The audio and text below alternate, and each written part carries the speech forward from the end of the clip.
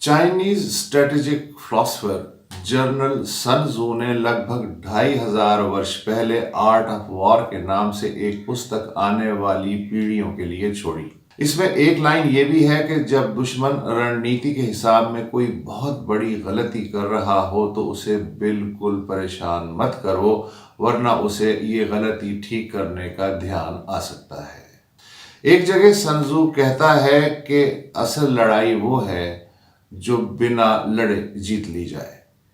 मगर ये सोच सोच के खुशी भी होती है कि हमारी किस्मतों के अक्सर मालिक सन तजू जैसे लोगों को बिल्कुल भी नहीं पढ़ते, शायद कुछ भी नहीं पढ़ते। दीवार पे जो मोटा मोटा लिखा है वो तक नहीं पढ़ते।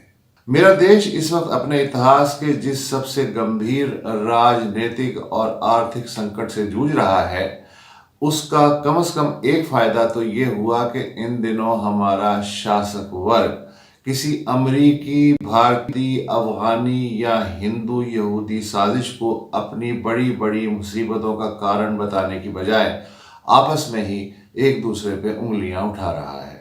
जिस समय मैं ये सब कह रहा हूँ, इस वक्त पाकिस्तानी स्टेट बैंक के विदेशी मुद्रा भंडार में $4.25 बिलियन बचे हैं, जो एक वर्ष पहले $12 बिलियन से अधिक थे। यानी इस समय पाकिस्तानी खजाने में जितने डॉलर हैं वो 100 सबसे अमीर भारतीयों की सूची में 50वें पायदान पे आने वाले readymade garments exporter Ravi Modi या फिर 51वें पायदान पे खड़ी फार्मास्यूटिकल टाइकॉन लीना तिवारी की दौलत के बराबर है।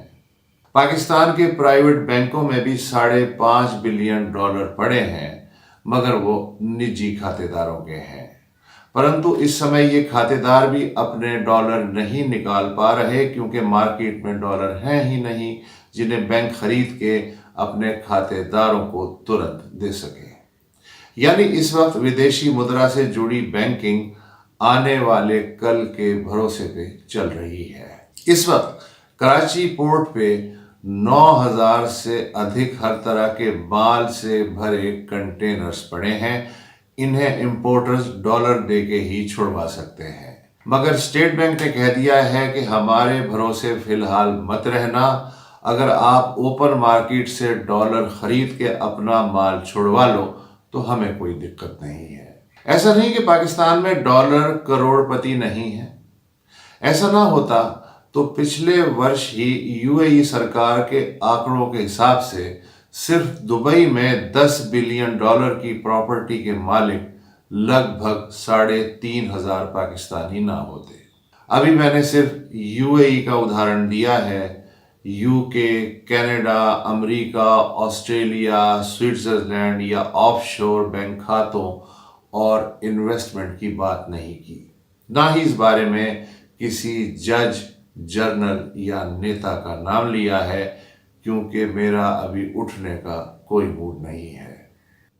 इन डॉलरपतियों में से अक्सर की देशभक्ति मुल्क में और डॉलर बाहर पड़े हैं।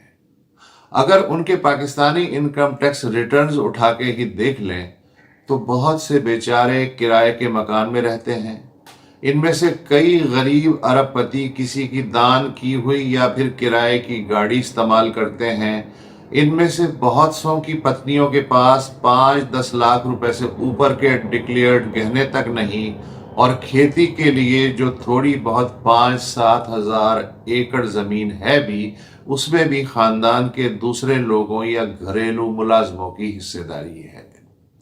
इसीलिए इनमें से कोई बेचारा साल का 20,000 रुपए टैक्स देता है, कोई 50,000 तो कोई हद से हद 1.5-2 लाख रुपए। इनसे ज्यादा इनकम टैक्स तो मुझ जैसे कंगलों का कट जाता है, और जीएसटी बिल भी मुझ जैसे 22 करोड़ मूर्खों के नाम पे ही फाड़ा जाता है। ऐसे में नवाज शरीफ के समधी यानी वित्त मंत्री श्री इसहाक डार ने भी ये कह के हाथ उठा लिया कि आज हम जो कुछ भी भुगत रहे हैं वो इमरान खान के पिछले 4 वर्ष के राज के कारण है। अल्लाह ने ही पाकिस्तान बनाया है, अल्लाह ही इसे संभालेगा। तो ये है वित्त मंत्री जी की आर्थिक संकट से पाकिस्तान को निकालने की स्थिति कुल मिला के।